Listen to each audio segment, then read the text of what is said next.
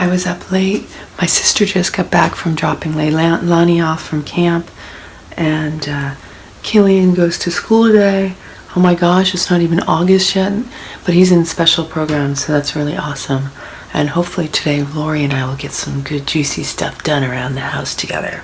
So I'm washing my face again, poofy eyes. Let's just get this day on the road. We're gonna go on an adventure sit up there so I can put your to the gorgeous waterfall trails and hiking today. Okay, here, We're getting ready. Look at that Mr. Man. I see Killian. Oh.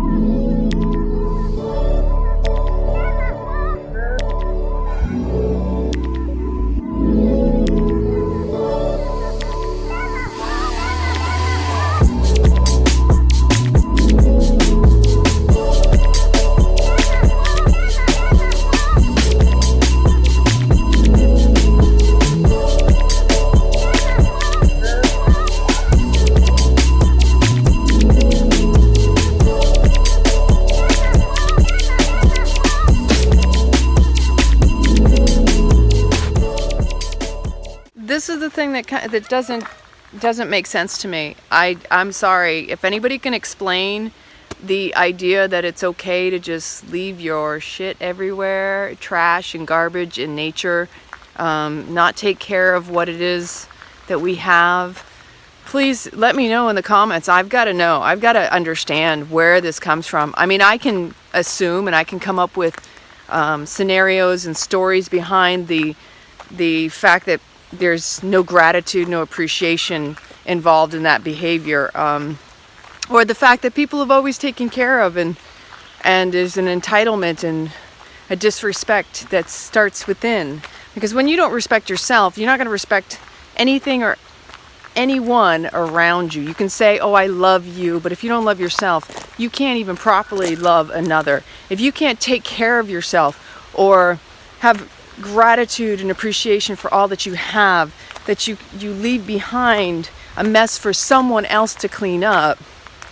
You know, it's that old proverb, that old saying, and I don't know it verbatim, but it basically is saying, they came for this group and I didn't speak up. They came for that group and I didn't speak up. And it goes through a list of different religions and such, and minorities. And the reality is if you're unwilling to look at others as a reflection of yourself and take care of yourself and unite in a way that uplifts one another and supports one another, then that's the kind of thing you're basically doing. If you shit on yourself, you shit on others, everything around you is going to look like shit. It's just a reflection of what's going on the inside. This is something for me that I've recognized. And as a little girl, I grew up picking up trash when we lived in the country in Maine. And it used to anger me because I didn't understand then why anybody would want to be so disrespectful to nature in general and not take care and clean up and put things where they belong. I'm almost 45 years old and I'm still like a little irked that people don't pick up after themselves. They don't leave places better than they found them. But yet they want nice things and they're not willing to take care of them, and they don't respect or appreciate them when they do have them. So this is a theme. This is a big theme. And if you want a good life, you got to show up to life with a great attitude. And so even for me saying that, I have to check myself in my attitude about things, even that. Because I recognize I'm judging just as much by witnessing that. That doesn't make me better and it doesn't make me worse, but it gives me personal power, and I take personal responsibility for my thoughts, words, and actions, that I don't need anybody to tell me whether or not that's right or wrong. I just know for myself where I'm at. Not everybody's willing to step into that. A lot of times we want to say, oh, I don't judge. We all judge. We all look at things and compare ourselves. That's what judgment is. Judgment is a comparison. Judgment can also be discernment. One is healthy and one not so healthy. It's whether or not there's a blame-shame game attached to that judgment. Are you going to, oh, look at what that person did? See, now that is more arrogance. Ego-related, oh, look at me, I'm better than that person. Comparing. I don't consider myself better than those people that would trash the earth, but I also don't consider myself worse. I just see it as, to me, sad, and just is what it is. And, you know, here's the thing. You're part of the problem or part of the solution. If I had a trolley with something to move that, yeah, my younger self would be out collecting trash. Because I feel that if you're the better person and you recognize that that's incorrect behavior, or in my opinion, if it really bothers me that much, and this I say take heed and warning, if it bothers you that much that you talk about it, do something about it. Because if you're passionate enough to recognize it as a problem, then you are the higher person and it's your moral obligation to be the solution. So take it for what it is and do with it what you can. When you know better, you do better. It's your moral obligation. Just because you see a problem doesn't make you better until you're willing to step in and be part of that solution. Let me know in the comments your thoughts.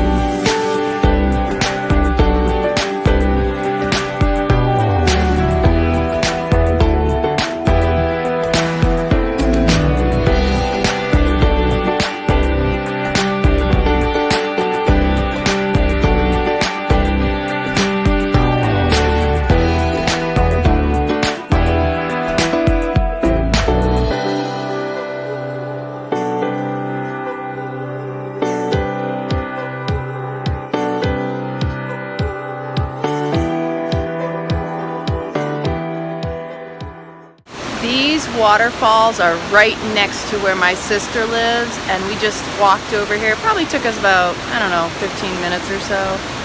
Look at how beautiful the scenery is around here. It's so gorgeous. It's literally gorgeous. Appreciate what you got. Appreciate what's all around you and your surroundings. Take all of life in with love. Compassion, patience, opportunity is that you show up as you. Doesn't matter, doesn't have to look pretty, just be with whatever is.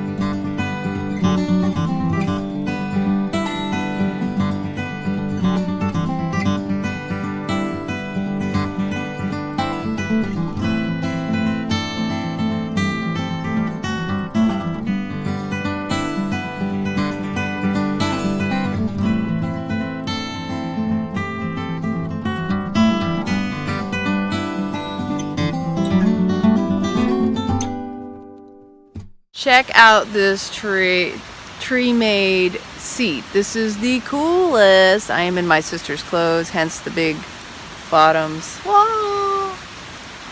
If you need a little retreat, this apparently was created and left behind for anybody who needs a little sit down by the lake.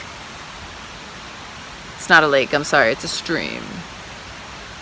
I'll just be hanging here,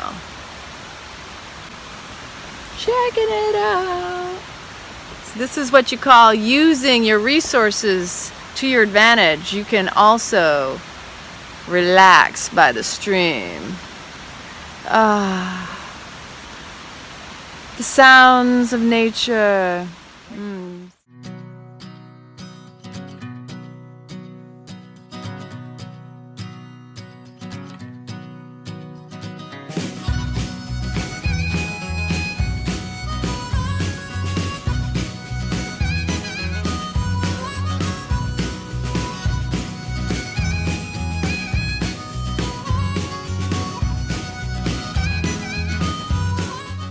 Back up the crevice. Okay, a little shade, a little breeze. Hold on. We have to hold this for a second. Keep going. Coda, don't stop. Look at the dog is actually stopping. No, this is a hard trail for him. The poodle has trouble going up the trail. Well, they're notorious for overheating. That's the problem. I didn't know that. Smart dogs. They teach you to take a break. The hunter pup. I got the poopy bag. I feel like I've always got the poop.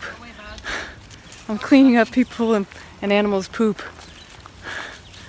Yeah, well, it's a rough life, but somebody's got to do it. She's back there somewhere. Oh, look at that. The dragonflies and the butterflies. Did you lighten your load? Yeah, a little bit. Whew.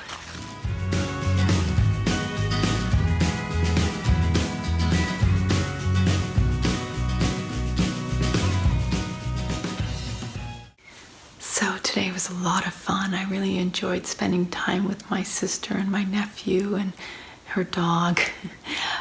The hiking to the waterfalls was just, it brought me back to when I was a little girl and I would go in the forest and I would bring home snakes and all the cool bugs and the foliage and checking out the mycelium, the mushrooms on the trees and the moss growing and the different things that occur in the forest that we don't think about because it just happens.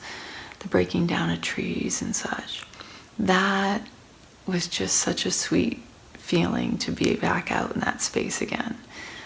Again, I was up in trees. I was always climbing, building tree houses growing up. So yeah, we had some running around to do with her son, with my nephew Killian, and also Leilani. She went to go to her girlfriend, so we were spending time, me and my sister. And then we were going to go berry picking, but you know, there are all these little snafus. And then my dad came out and we went for Thai food on the way home here. So between spending time with my sister and having dinner with my dad, yes, Thai food a second night in a row, but this time I had the curry. It was green curry, yummy. I started reflecting upon this day, and see, today marks a year ago that my mom passed, and I've been spending so much time with my sister. I'm seeing, you know, in myself, my inner frustrations coming up, my impatience, my desire to be able to help, but feeling limited and restricted, like I don't have the resources or the energy or all of the hands and the ability to do it all and take care of my sister, my father. You know, there's a lot of things that have been bubbling up for me, and feeling like I want to know, am I the only one? Do you do this too? You feel truly like a failure because you're unable to make things better. You can't take away someone's pain. You can't make them more comfortable, or to see the way to just soften and relax instead of holding on to the past and the pains and, the patterns, especially the negativity. And I'm very sensitive. Even when I was in the Air Force, I remember being around this young woman, and she was very negative. She was always complaining, and I'm so sensitive. I mean, I'm not saying I haven't had my own negative streaks where I'm complaining or looking for things wrong. I really see myself as more, and my friends can disagree if there are any discrepancies in my statements about myself, that I don't typically look for problems in the negative sense. I look for things that I can fix and solve. Now that's interesting, because it goes back to my perfectionism, and I admit it's a codependency. But see, it's not the kind of codependency I think would be considered a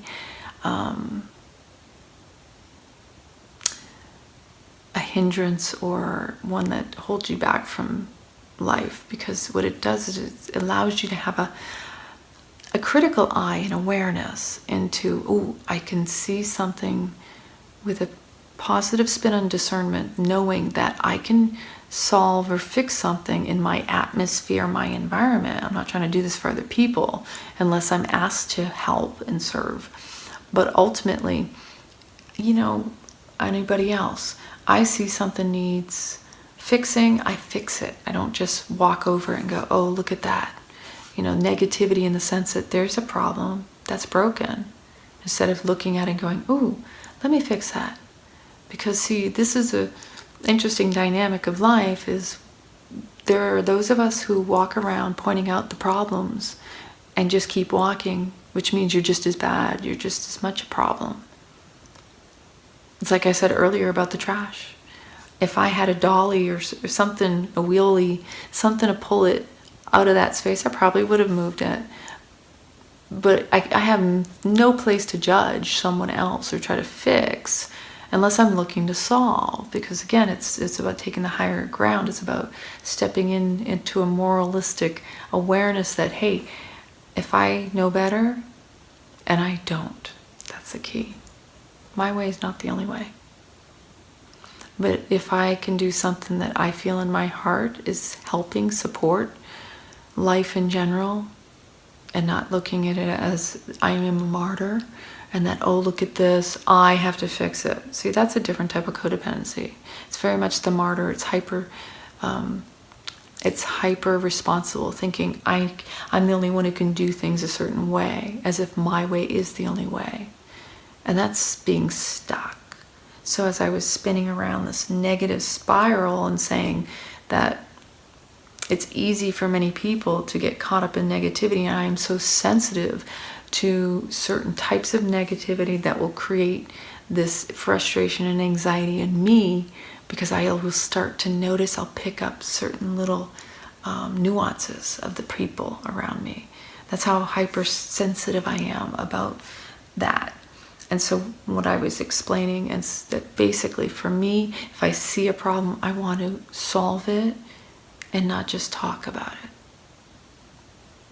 This is what I feel our world needs more of, is dialogue, engagement. How can we solve this?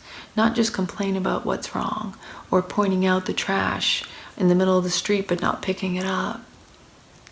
That doesn't make anybody any better. In fact, that's quite the hypocrite, because you're talking about something but not doing anything about it. Acting like somebody else should be responsible, because you're irresponsible and unwilling to step into that space of, I know better, so I will do better. That's the key. If you know better, you should strive and actively do better, even if it's little baby steps. If in your heart your intention is to be pure and to come from a place of, I am doing my best, I'm not going to beat myself up about it, I'm not going to blame myself or shame myself, and I'm not going to do that to anybody else. Because when I blame or shame others, I'm doing it as well to myself. The fingers that I point, they're not kind. Because if I'm aware, it's my responsibility to not point someone out, but to take responsibility for them because they didn't. And that's not about being the martyr. That truly is about being selfless. Not pointing at someone and trying to blame them or shame them or, point out their faults, and they need to own those faults and they need to prove and validate themselves because you feel they should. No, in fact, that's the most harmful thing you could ever do to anybody at any point in their life. Because nobody's way is the only way. And just because you think you do things perfectly doesn't mean that you're better than anybody else. Because pointing out someone else's faults is just covering up for the ones that you're unwilling, nor do you want others to see, because you're unable to take personal responsibility. Because guess what? That higher person is the one who not only takes personal responsibility and steps into a position of power, but they're also the ones that are willing to take personal responsibility and to step up for those who don't know any better, or even if you are acting in a way that you don't know better. You're playing the fool or thinking you're fooling others. It's not that you're worse or you're better, but it's just you're still on that path. And there are still people selfless enough to go, I see your faults, but I still love you. And I'll just be accountable for you until you're ready to step into that. So there is no right, there is no wrong, there is no perfect. It's just where we are. And so this was really stirring up in me, apparently. Feeling that there's been a lot of negativity around me, and I really strive to do my best to try to keep things light with the people in my life. I want to see everyone happy and smiling. But if someone's around me and they're complaining, it really, I can't explain it, and I'm working on it. I'm truly working to improve, to be more patient. Because believe it or not, that's my own hypocrisy that I'm dealing with, that I get. That when I see someone complaining, for me to judge them for complaining isn't any better. To blame or shame someone, and I know this, that's what I'm working on. That's what makes me human, but it makes me responsible because I take personal responsibility, and I'm just sharing it with you in case this sheds light on something in you that you might be unaware of. Because the personal experience can be relatable, right? But I don't do it to say I'm better than anyone else, and I certainly am not doing it so that someone can say, see, she's that way. If that's your choice, you can point fingers at me all you want. I know my stuff, and that's what I own, and I have no problem with it because I am doing the best I can. And as a human being, I can honestly relate to, I think, therefore I am. It doesn't make me bad no matter what it is I think about. So anyway, I really just felt and still feel very passionate about showing up and doing the best I can do and not blaming myself or anybody else for their stuff. Again, if someone's negative around me and I'm impatient, I get frustrated, I feel anxiety in myself because I really want them to just relax and let that negativity go and just step into the power of gratitude. You're complaining about this or you're complaining about that. This is what goes through my mind. I'm like, you clearly don't see what you have that's good and going right in your life. And to be around someone who's just focusing on only problems, I recognize that the real trigger that's coming up for that person is that what they don't realize is they have this perfectionist idea about what things should be. They're so fixated and attached to that, they're unwilling to allow the imperfection in their perfectionism and what's going on around them. and drop those attachments to what it should be.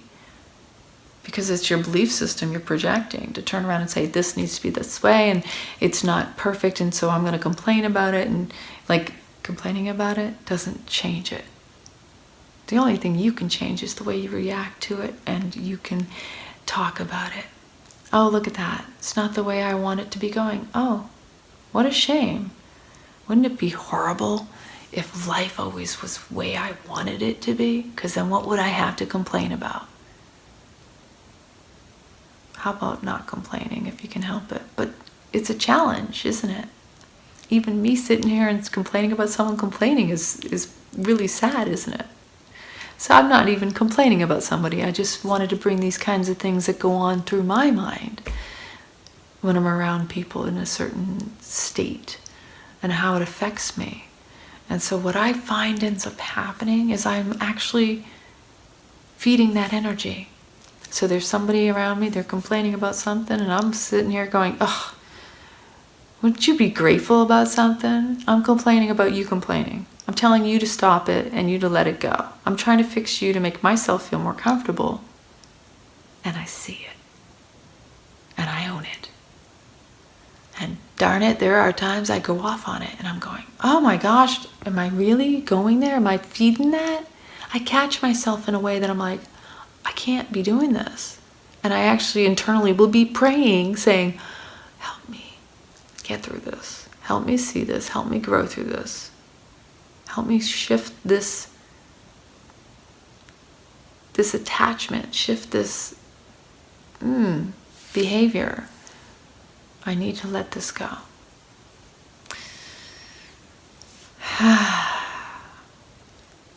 The martyr never wins, I'm sorry. You're just stuck in a state of trying to be right and not ever finding happiness. So I go back to, no matter how much it is difficult being around the negative, it isn't going to fix it for me to complain about it. And so I have to be more cognizant and willing to just sit and allow it, which I've been trying the most to do. Because the moment you react to it, ooh, it's like, oh, there you go, fanning the fire, adding to it. It's not imperfect, it can be okay.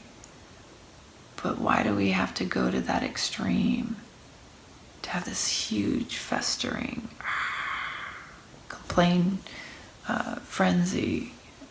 I even notice around my family sometimes when we get together that we can end up in that space of, yeah, loyalty, because we're very loyal and very protective of one another. To the outsider, you may feel like, that's interesting. Or maybe similar dynamics, you never know. But when I've been with my family, it's been very common that if I tell my story, this is what's going on in my life, my family's willing to come around me and go, yeah, you're right, they're wrong, whatever's going on in your life. But I'm human, and if I tell my side of the story, that doesn't give 100% of the truth of what is truly going on, what is transpiring. And I try to be more humble now, and to also hold my family accountable and say, well, is it really all just one-sided? As much as I am loyal and very protective still, I also want them to be able to grow in a way that I'm not enabling past patterns and behaviors that I know they are better than. Because I'm growing, I have to approach and respond to things differently now. And I know that that's just a part of my evolving as a human, as a soul. And so I hope you really enjoyed this. And somebody please let me know, did any of this make sense to you? Are you also sensitive to being around people who are negative? Are you easily drawn into it, causing you to be negative? Can you see how toxic it can be, whether it's you or others, and how it affects you? And even if it is, it's a true test of how much you've grown. Because if you jump on that negative train, all you do is grow more of it. And you're outside the solution buffer, you know? That's the question. How does it all affect you? And are you able to get out of it? So much more I want to discuss and talk about. I've just been on a roll, especially. And I just want to let you know I love you very much. And I hope you're enjoying this summer safely and with those you love. Hold them up by allowing them to be who they are. If they show up, be grateful they're there. Sometimes you have to keep on allowing them to show up as they are, and they will grow. But if you resist who they are in the moment, you're not allowing them to move forward. You're just holding them hostage to your beliefs. So, have sweet dreams. Good night.